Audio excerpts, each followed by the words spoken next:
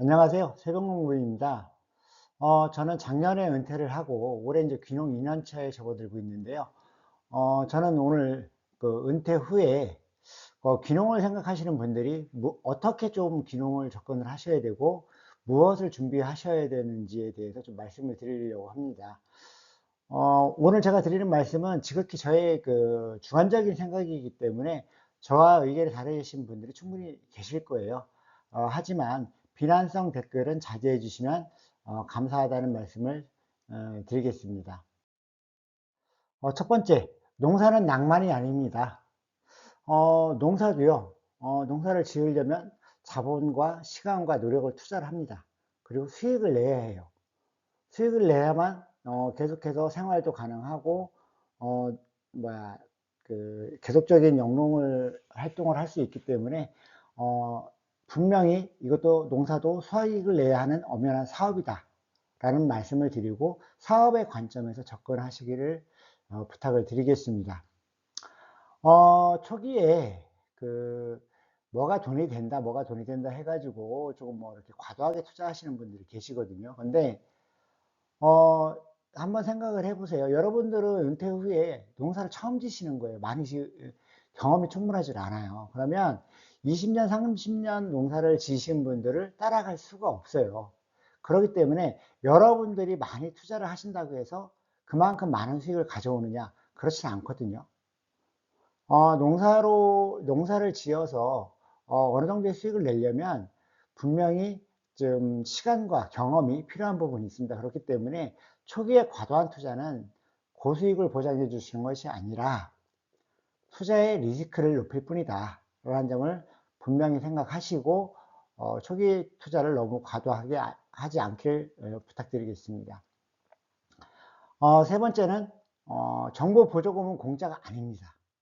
요즘 뭐 귀농하면 뭐 귀농자금이라 해서 지자체에서 대출을 많이 해주죠. 지원을 해주죠. 저금리로 해서 대출을 해주는데 결국에는 정책자금도 결국 빚이에요. 여러분들이 갚으셔야 될 돈입니다. 한번 생각을 해보시자고요. 만약에 3억을 정책자금으로 지원을 받았어요. 근데 연리 2%라고 하시면 1년에 10년 동안 상환한다고 하면 1년에 3,600만 원씩 여러분들 갚으셔야 돼요. 그러면 여러분들이 3,600만 원을 빚을 갚고 생활을 하신다고 하면 1년에 순수익이 7천만 원 이상 나야 됩니다. 근데 7천만 원을 순수익을 낸다는 것도 쉽지 않을 뿐더러 여러분들이 60에 은퇴를 해서 귀농을 하셨다고 하면 70대까지 빚을 갚으셔야 돼요. 여러분들 노후를 빚을 갚는데 허덕이다 판난다는 얘기입니다.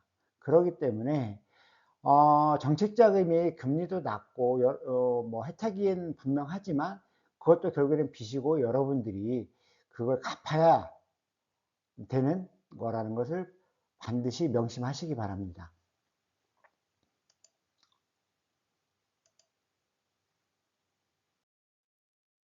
자, 앞에서도 말씀을 드렸지만 농사는 결코 낭만이 아닙니다.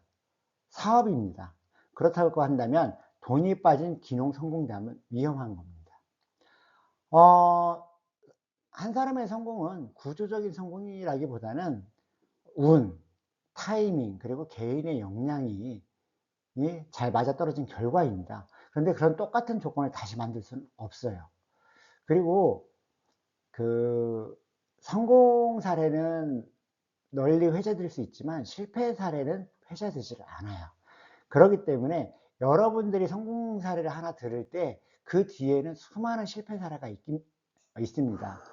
따라서 성공 사례는 따라하라고 있는 게 아닙니다. 경계하고 참고하라고 있는 것이라는 것을 반드시 명심하시길 바랍니다. 작물 선택과 관련해서는 고소득이 보장되는 작물은 없습니다. 잘 된다, 뭐가 돈이 된다, 이런 말들은 대부분 좀 과장되거나 일부만 사실인 경우가 많아요. 제가 단적으로 말씀을 드리면 블루오션인 작물은 없습니다. 특히 우리나라 같은 경우는 뭐가 좀 돈이 된다 하면 2, 3년 내에 그 작물이 쫙 퍼져요. 최근의 사례가 샤인머스켓인데 샤인머스켓 같은 경우 처음에 도입돼서 좀 돈이 된다니까 전국의 포도나무 다 베고 샤인머스켓 심었습니다. 지금 샤인머스켓 농가들 보면 처치 곤란인 농가들 상당히 많습니다.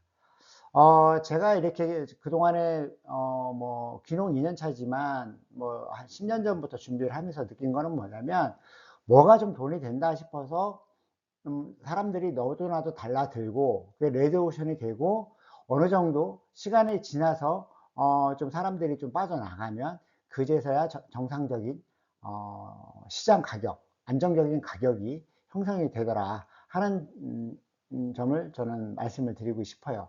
그리고 또 한 가지, 농사를 짓는 분들이 정보가 빠르실까요? 아니면 지금 귀농을 하시려고 하는 분들이 정보가 더 빠르실까요? 농사를 짓는 분들이 더 빠르세요. 그러면 여러분들이 어떤 작물이 괜찮다 하는 이야기를 들었을 때는 저는 그렇게 말씀을 드리고 싶어요. 주식으로 따지면 상투 잡는 거다.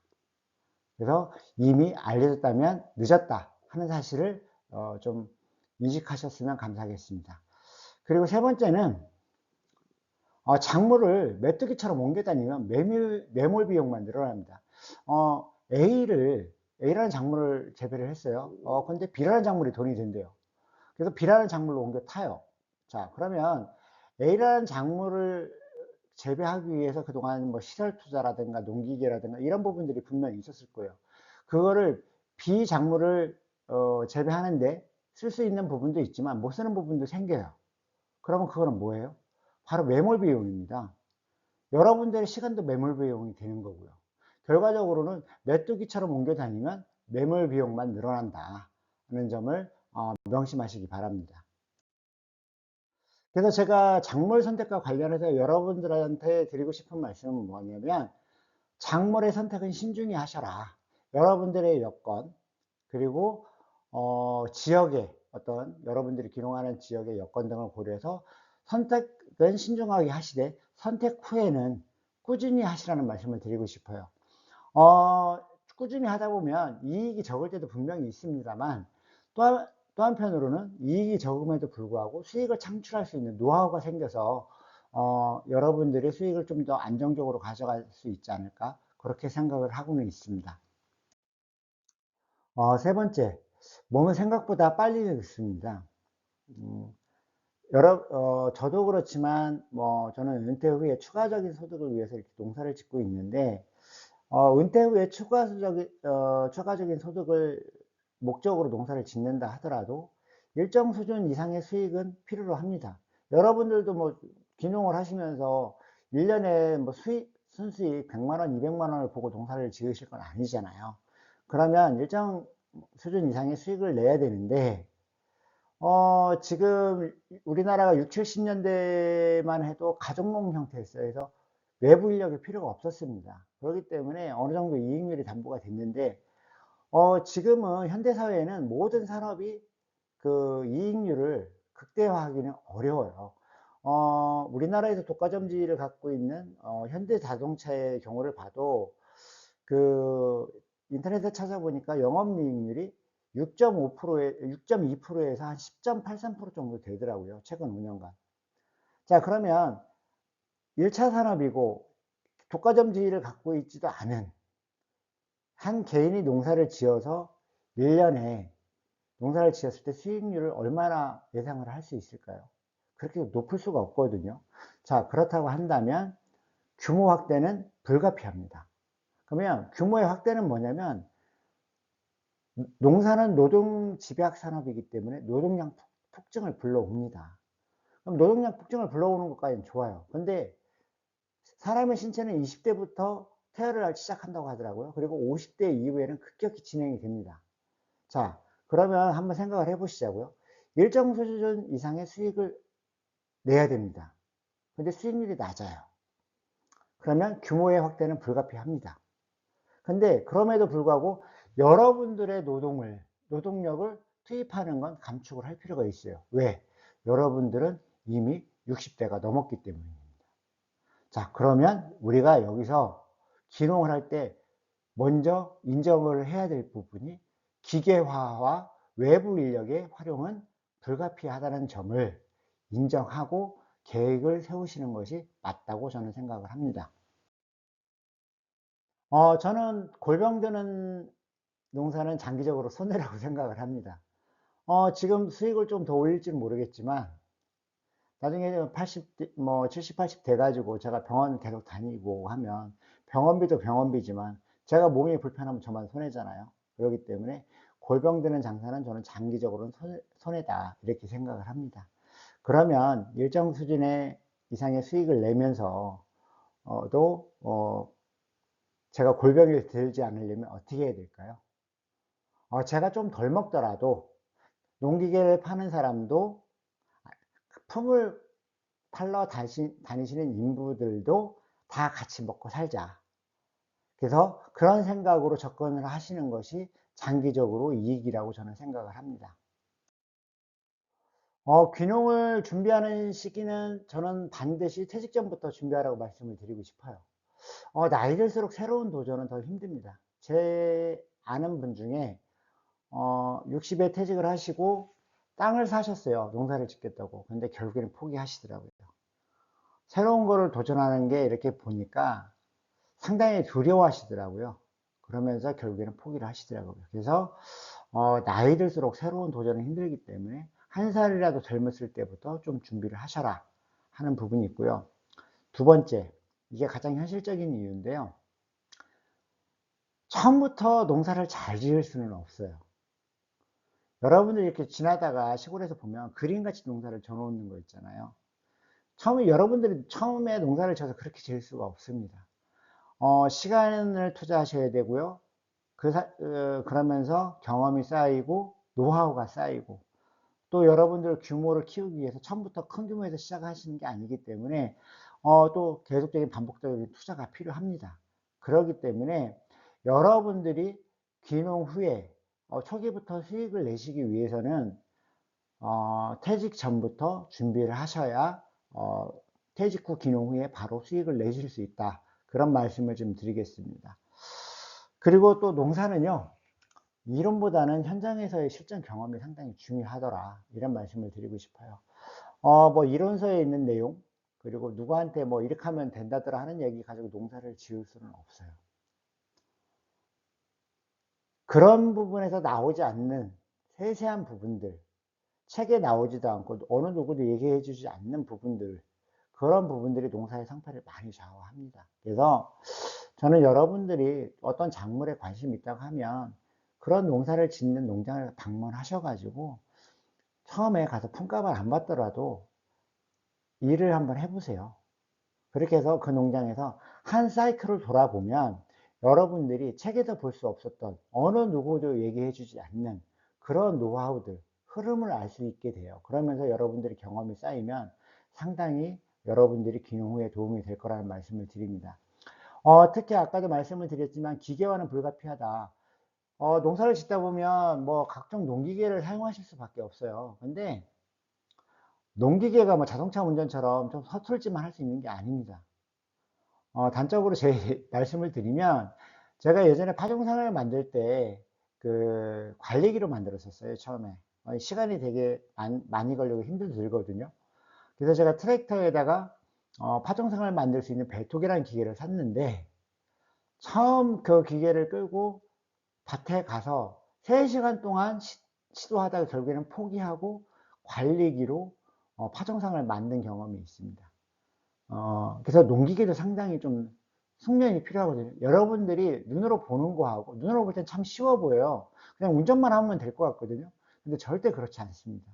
그렇기 때문에, 여러분들이 직접 농장에 가서 보고, 거기서 일을 해보고, 기계도 다뤄보라는 말씀을 드리고 싶어요. 은퇴 후 기농해서 바로 수익을 내려면 저는 한 퇴직 전 5, 6년 전부터는 그 실전과 같이 준비를 해야 좀 기농 후에 안착이 가능하다. 그렇게 좀 생각을 하고 있습니다. 또 하나는 실패도 예방접종이 필요하다는 말씀을 드리고 싶습니다. 자, 그렇다고 한다면 귀농은 어떤 지역으로 하면 좋을까요? 저는 아는 사람이 있는 가까운 곳이 좋다고 생각을 합니다. 처음부터 뭐 시골로 이사를 하실 필요는 없어요. 은퇴하고 서 농사를 진다고 해서 굳이 시골로 이사를 하실 필요도 없습니다. 가까운 곳이라고 한다면 뭐 밭에서 뭐 요즘 체경 쉼터 해놓고 뭐 한 5일 정도 농사 짓고 이틀 도시에서 생활할 수도 있고요. 그리고 출퇴근하면서도 농사를 지을 수가 있어요. 그래서 다양한 방식이 가능하기 때문에 가까운 곳이 좀 그만큼 유리하다. 그리고 앞에서도 말씀을 드렸지만 여러분들이 은퇴 전부터 좀 다니면서 농장을 방문해서 일을 하고 현장 경험을 쌓기에는 가까운 곳이 좋다. 좀 그런 말씀을 드리고요. 두 번째는 소도 비빌어덕이 있어야 비빈다라는 속담이 있죠. 우리나라는 특히 안면, 아는 사람, 모르는 사람 되게 차별이 심하잖아요. 그렇기 때문에 아는 사람이 있는 지역으로 가면요. 텃세 극복을 하는 데도 상당히 좋고요.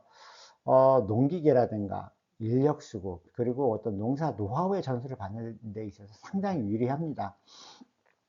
저 같은 경우는 사실은 제가 지금 정착한 지역이 저희 고향이에요. 뭐 같은 면내에서 리만 다르다 보니까 지역에서 다 서로 알고 하다 보니까 저는 뭐 이쪽에 시골에 집을 짓고 들어와서 농사를 짓고 이러는 과정에서 전혀 동네하고 문제 없이 동네 분들하고 사이좋게 잘 지내면서 지금까지 지내오고 있습니다. 그래서 저는 아는 사람이 있는 가까운 곳에 귀농을 하면 귀농 준비 단계에서부터 정착 단계 모두에서 압도적으로 유리하다. 제가 느끼기에는 그렇다는 말씀을 드립니다. 농사도 다른 사업처럼 사람과 관계가 자산이에요. 그렇기 때문에 저는 사돈의 팔촌이라도 아는 사람이 있는 곳을 택해 가지고 귀농을 하시라. 그것이 여러분들이 은퇴 후 귀농을 한 후에 안착하시는데 절대적으로 유리하다는 말씀을 드리겠습니다. 오늘 제가 그 은퇴 후 귀농을 생각하시는 분들에게 드리고 싶은 마지막 말씀은 첫째, 여유로워 보이는 시골 풍경이라든가 그 도시에서 어떤 찌든 삶에서 벗어나고파 귀농을 생각하시면 안 된다. 여유로워 보이는 그 시골 풍경 속에 살아가는 농민분들 상당히 치열하게 사세요. 여러분들이 도시에서 살고 계신 것과 똑같아요. 그만큼 치열하게 살아가신다는 거. 그래서 절대 낭만적으로 접근하시지 말라는 말씀을 드리고요. 두 번째는 앞에서도 말씀드렸지만 농사도 사업입니다. 귀농을 하신다는 얘기는요, 결국에는 여러분들이 도시에서 치킨집 차리는 거하고 똑같습니다. 인생 후반부에 가장 큰 투자를 하시는 거예요. 그렇다면 철저하게 준비를 하셔야 됩니다. 막연한 생각이 아니라 철저하게 계산하고 계획해서 준비를 하셔야 되는데, 단지 그냥 낭만에 취해서 준비 없는 귀농을 하신다고 한다면 그것은 여러분들의 노후를 나락으로 보내는 가장 비싼 실패가 된다는 말씀을 좀 분명히 드리겠습니다. 끝으로 드릴 말씀은 귀농은 로망이 아니다. 꿈꾸지 마라. 귀농을 철저히 계산하고 계획하고 준비하라는 말씀을 드리고 싶습니다. 오늘은 여기까지 말씀을 드리겠습니다. 감사합니다.